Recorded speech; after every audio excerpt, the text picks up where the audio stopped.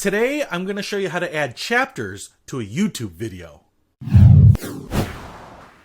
What's happening, Panda Nation? Peter Von Panda here. Hey, I am just about to post a new video to YouTube, and I wanted to add chapters to make it a little easier for people to jump around. Now, this video is actually called the Top 10 Best Golf Gifts for Golfers, so it naturally makes sense to have chapters in it because there are specific items here. There's just a list of 10 things, so really kind of depends on the types of videos you make if it's relevant. Now, I am going to just assume that you have never added timestamps or chapters to a video before, so I'm going to show you how to do it from the top here. So the first thing I've done is I've gone ahead and uploaded my video and I've added all my metadata. You can see the title and the description here. Now, one of the things that you have to do here, and you could do this before chapters, is add timestamps. And all that is basically putting a time with a tag here in the video that will jump to that time in the video. So, for example, my first one here is glove grabber, and if I put 0:31, that's 31 seconds into the video, and if you click on that 0:31 in the description,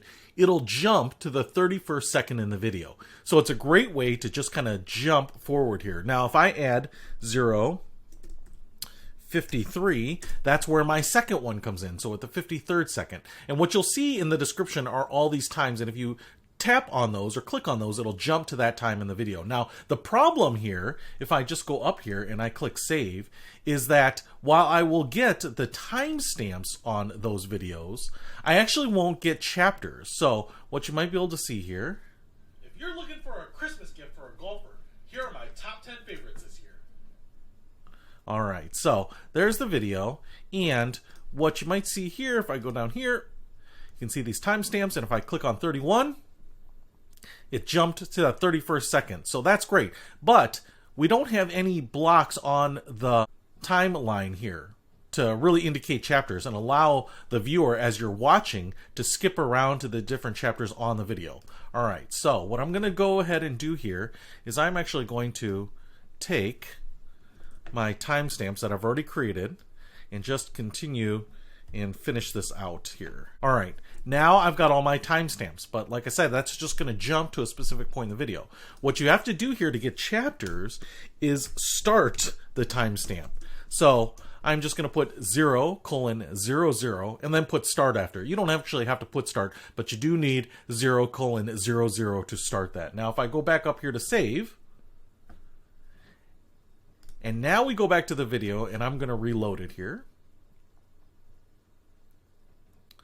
And what you can see here is that on the video now we have the little timeline segments blocked out, and they each have the little title there for those tags. So while it's not fundamentally or structurally different than the timestamps you were using before, this just makes it really easy for a viewer, particularly on this top 10 list here, to say, hey, jump to number 5. Or if you're back here watching and you're like, you know, I like that one really early, that cheap one, just to go right back there and find it right on the video itself as opposed to going down here to the description. So that's how you add timestamps and, more importantly, chapters to a YouTube video. Peter Von Panda. Out.